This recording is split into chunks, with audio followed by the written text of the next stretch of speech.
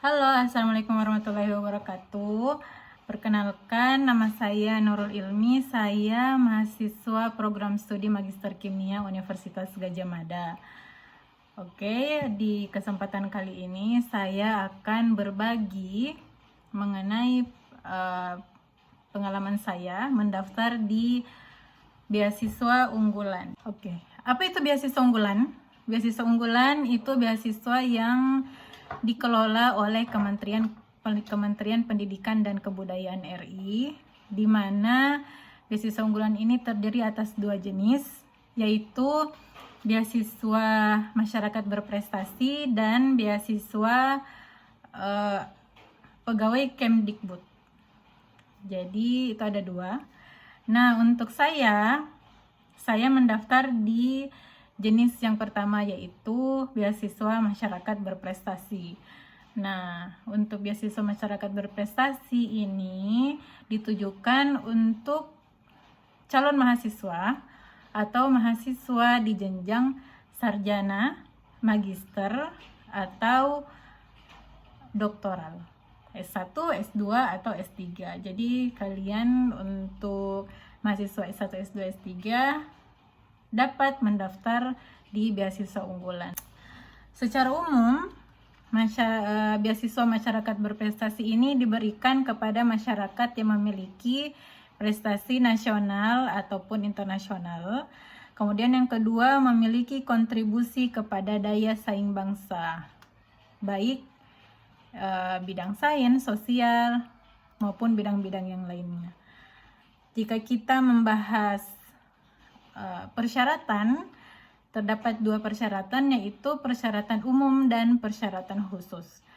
Yang pertama, sejalan dengan yang saya telah sampaikan, para pendaftar diminta untuk melampirkan sertifikat prestasi nasional maupun internasional, dan sebaiknya memiliki juara. Tapi jika tidak juara juga dapat dilampirkan. Jadi lampirkan saja apa saja sertifikat yang telah kalian dapatkan, dan di website juga ada info bahwa minimal boleh tingkat kabupaten. Jadi untuk saya berikan tips saja, lampirkan saja sertifikat yang kalian dapatkan. Nanti tim penilai yang akan menilai apakah sertifikat tersebut dapat mendapatkan skor ataupun tidak. Oke, yang kedua, mendapatkan rekomendasi dari institusi terkait. Jadi, misal untuk program sarjana, pendaftar program sarjana dapat memperoleh rekomendasi dari sekolahnya, sekolah SMA, maupun di perguruan tinggi S1-nya. S2 bisa dari S1 maupun S2, sementara S3 bisa dari S1, S2 maupun S3. Sementara untuk jumlahnya tidak ada batasan, tapi menurut saya 2 rekomendasi sudah cukup. Oke, kemudian yang ketiga, persyaratannya adalah tidak menerima beasiswa sejenis. Nah, untuk beasiswa unggulan ini terdiri atas 3 pembiayaan, yaitu biaya perkuliahan, yaitu UKT atau SPP, kemudian tunjangan hidup, dan biaya buku. Jadi di luar ketiga komponen tersebut, kalian dapat memperoleh beasiswa dari sumber lainnya. Misalnya kalian memperoleh beasiswa untuk tugas akhir, itu boleh. Oke. Yang keempat, diterima di perguruan tinggi terakreditasi minimal D. Itu sudah jelas ya. Jadi saat kalian mendaftar, kalian harus memperlihatkan bahwa sudah diterima di perguruan tinggi minimal B akreditasinya. Itu tadi persyaratan umum. Kita melangkah ke persyaratan khusus. Untuk persyaratan khusus terbagi menjadi 3. Ini saya bagi lagi menjadi 2, yaitu untuk pendaftar maba, mahasiswa baru, dan mahasiswa ongoing. Untuk mahasiswa baru itu adalah mahasiswa yang telah diterima di perguruan tinggi dan mendapatkan LOA unconditional. Apa LOA unconditional itu? LOA itu bahasa Inggris kepanjangan dari Letter of Acceptance atau surat kelulusan. Nah, surat kelulusan ini adalah surat kelulusan telah diterima di perguruan tinggi, minimal akreditasinya B. Itu untuk maba. Selain untuk yang telah diterima LOE-nya, telah memperoleh LOE, juga untuk mahasiswa yang sedang menempuh perkuliahan semester 1 juga dikategorikan sebagai maba. Jadi dia ada dua, yaitu yang baru mendapatkan LOE dan mahasiswa di semester 1. Jenis kedua adalah mahasiswa ongoing. Ongoing itu sedang menempuh pendidikan. Apa kategorinya? Yaitu mahasiswa maksimal semester 3. Jadi untuk kalian yang sementara perkuliahan semester 2 ataupun semester 3 dapat mendaftar di beasiswa unggulan ini. Selanjutnya, itu tadi pembagian antara maba dan mahasiswa ongoing. Ini penting saya jelaskan di awal agar tidak bingung untuk membahas persyaratan khusus lainnya. Oke, kita masuk ke persyaratan khusus. Untuk persyaratan khusus, untuk sarjana itu maksimal berumur 22 tahun, magister maksimal 32 tahun, dan untuk doktoral maksimal 40 tahun. Yang kedua, mengenai IPK. Untuk IPK, untuk sarjana, ini IPK khusus sarjana ini untuk mahasiswa ongoing ya, dia minimal 3,25. Sementara untuk pendaftar magister, minimal IPK saat S1-nya itu 3,25. Dan untuk mahasiswa doktoral minimal IPK saat S2-nya 3,40. Itu jelas ya. Kemudian yang ketiga mengenai sertifikat bahasa Inggris. Untuk pendaftar sarjana, sertifikat bahasa Inggris ini sifatnya tidak wajib. Tapi alangkah baiknya jika kalian melampirkan. Karena ini tidak wajib, berarti tidak ada syarat berapa skor minimal yang harus kalian dapatkan. Jadi silakan dilampirkan, dapat berupa TOEFL maupun IELTS. Sementara untuk pendaftar magister dan doktoral ini sifatnya wajib. Untuk TOEFL ITP minimal skor itu 500, untuk TOEFL IBT 61, dan untuk IELTS 5,5. Ini sama syarat S2 dan S3. Oke, lanjut. Untuk persyaratan selanjutnya yaitu untuk pendaftar sarjana itu diminta untuk melampirkan atau mengisi nilai UN dan USBN. Sementara untuk program magister dan doktoral ini dibagi menjadi dua lagi. Dia maba atau ongoing. Jika maba sama seperti sarjana juga diminta untuk melampirkan LOE unconditional. Sementara untuk ongoing diminta melampirkan KTM-nya dan surat tanda aktif kuliah. Itu diperoleh dari prodi masing-masing. Oke. Syarat selanjutnya adalah proposal rencana studi. Proposal rencana studi ini termasuk item yang agak lama persiapannya dibanding persyaratan lain. Kenapa? Karena ini kita diminta untuk membuat proposal, terutama untuk adik-adik di program sarjana ini sepertinya menjadi hal yang pertama kali. Tapi kalau SMA sudah diajarkan karya tulis, ini sudah agak mudah. Nah, apa yang dibahas di proposal rencana studi? Yang pertama, kalian menjabarkan apa saja mata kuliah yang akan diprogram selama masa studi dari semester yang kalian daftar. Misalnya saya mendaftar saat maba. Saya mencantumkan mata kuliah dari semester 1 sampai semester 4 kan, untuk S2 itu hanya 2 tahun. Kemudian yang kedua, kalian melampirkan dan menuliskan topik yang akan ditulis di tugas akhir. Tugas akhir ini untuk S1 skripsi, S2 tesis, dan S3 itu disertasi.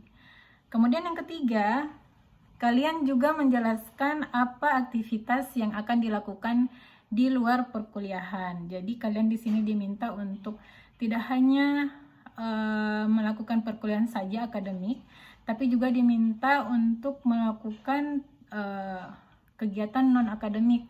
Kalian dapat mengikuti organisasi, misal himpunan, UKM, maupun komunitas.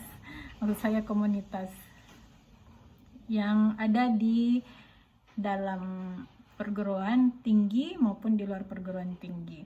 Kemudian yang keempat, apa implementasi hasil studi di masyarakat? Mana perkuliahan kita, hasil studi akhir kita harus diminta berefek kepada masyarakat Indonesia. Yang keempat, mengenai surat rekomendasi dan surat pernyataan tidak menerima beasiswa lain, itu didapatkan formatnya dari website BU. Kalian tinggal mengunduh dan mengisi, kemudian diupload kembali di laman pendaftaran. Selanjutnya itu sertifikat prestasi minimal kabupaten. Poin selanjutnya adalah esai. Ini sama seperti proposal, disusun biasanya memerlukan beberapa waktu. Esai ini memiliki tema Aku Generasi Unggul, Kebanggaan Bangsa Indonesia. Ini ditulis dalam 3-5 halaman, Times New Roman, ukuran 12, dengan spasi 1,5. Ini ada batasannya ya, jadi kalian sangat tidak boleh menuliskan di bawah 3 halaman, dan sangat tidak boleh menuliskan di atas 5 halaman, karena ini sudah syarat baku. Oke, jadi upayakan dengan keterbatasan halaman tersebut, kalian mentorehkan mengapa kalian termasuk generasi unggul bangsa Indonesia. Beda tadi kalau proposal tidak ada batasannya teman-teman, tapi saat saya mendaftar, saya melampirkan 5 halaman untuk proposal rencana studi.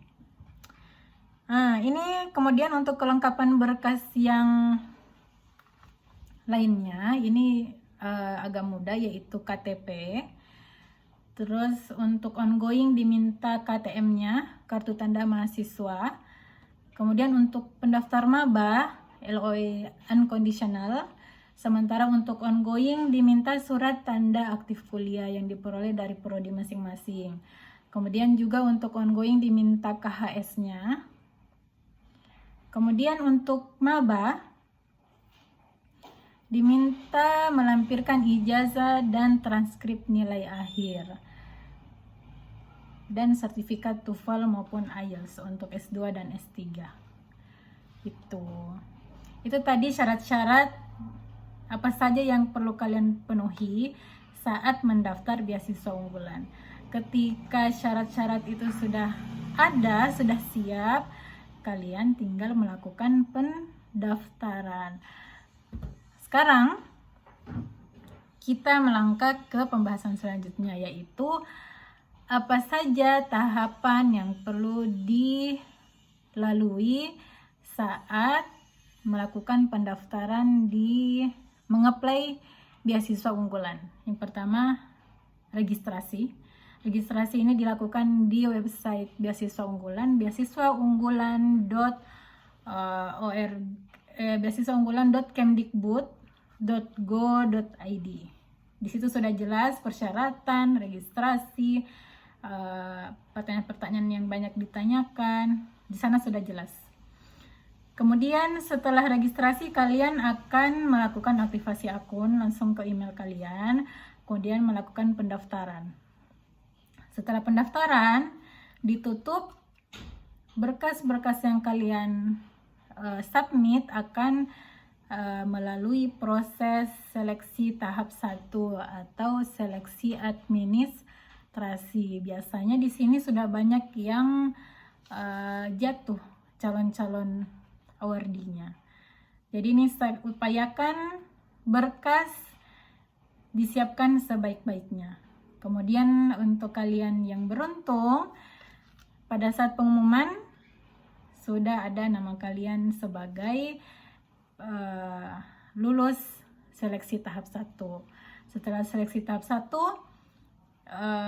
akan ada pengumuman kapan seleksi tahap 2. Seleksi tahap 2 itu wawancara, kita akan diwawancarai oleh pihak BU. Jika di pengalaman saya itu 1 orang,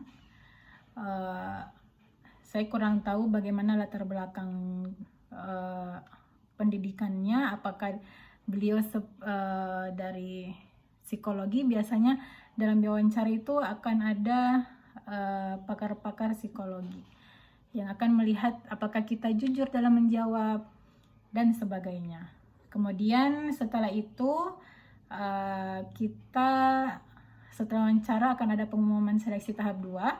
Jika kalian lulus, kalian akan diberikan tanggal kapan akan tanda tangan kontrak. Setelah tanda tangan kontrak, kalian sudah officially awardee beasiswa unggulan. Agak panjang prosesnya, tapi jika kita serius, insya Allah akan lulus. Oke. Teman-teman, saya pernah bertanya di Instagram apa saja yang followers saya ingin ketahui dari beasiswa unggulan. Nah, kebanyakan dari mereka bertanya apakah kapan beasiswa unggulan akan dibuka kembali. Tapi untuk saat ini hari ini adalah Desember 2020, belum ada info kapan akan dibuka kembali. Tapi karena yang tadi persyaratannya agak lumayan banyak, nah saya sarankan kalian menyiapkan diri dari jauh-jauh hari. Jangan berkas beasiswa itu disiapkan mepet-mepet, agar sifatnya itu sudah matang dan insya Allah bisa dipertimbangkan untuk lulus. Oke. Yang kedua, perbedaan maba dan ongoing. Tadi saya ulang, maba itu mereka yang sudah menerima LOA unconditional atau mereka yang sementara menjalankan pendidikan semester 1. Sementara untuk ongoing, mereka yang sedang menempuh pendidikan semester 2 atau semester 3. Jadi maksimal semester 3. Apa saja yang ditanggung? Ada 3. Yang pertama UKT atau SPP, biaya hidup, dan biaya buku. Ada 3. Kemudian apa yang dimaksud dari LOA unconditional?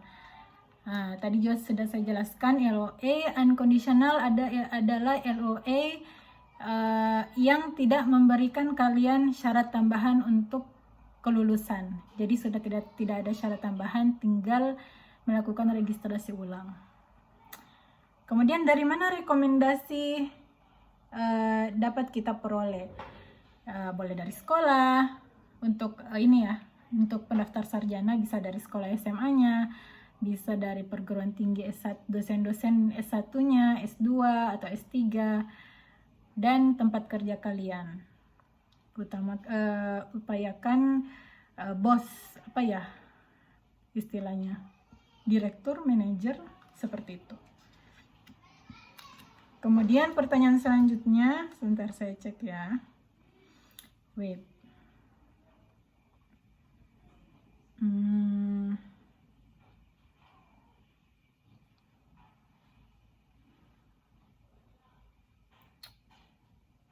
Apa yang saya baru lulus Saya baru lulus S1, rencananya mau lanjut S2. Apa yang harus disiapkan mulai dari sekarang? Wah, ini banyak juga pertanyaan. Apakah persiapan kakak apakah harus menyiapkan banyak berkas? Saran saya, syarat untuk S2 dan S3 yang memerlukan waktu yang agak lama untuk disiapkan adalah yang pertama, sertifikat bahasa Inggris. Kita tahu bahwa bahasa Inggris ini tidak semudah yang kita bayangkan. Ini memerlukan waktu yang lama, apalagi kita diminta untuk menampilkan TOEFL atau IELTS. Jadi untuk saya sendiri, sebelum saya tes IELTS kemarin, saya membutuhkan waktu sekitar 4-5 bulan hingga berani untuk real test. Yang kedua apa? LOA. LOA ini juga agak lama karena kita mengikuti kapan kampus tersebut melakukan pembukaan pendaftaran untuk mahasiswa baru. Nah, biasanya untuk memperoleh LOA ini juga terdiri dari beberapa tahapan sesuai tergantung dari perguruan tinggi tersebut. Nanti kalian bisa melihat website perguruan tinggi yang akan kalian daftarkan. Dan yang ketiga adalah proposal rencana studi. Ini juga agak lama karena kita memikirkan apa yang akan kita teliti. Padahal kita kan masih maba ya. Tapi kita sudah dituntut apa yang akan diteliti untuk tugas akhir kira-kira. Kemudian ada lagi pertanyaan, apa ya yang belum saya jelaskan?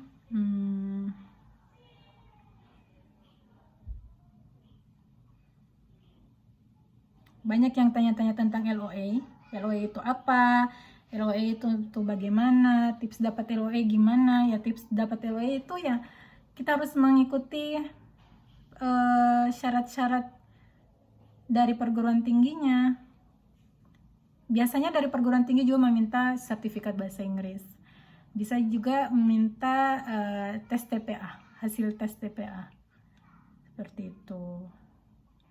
Oke, saya rasa sudah cukup.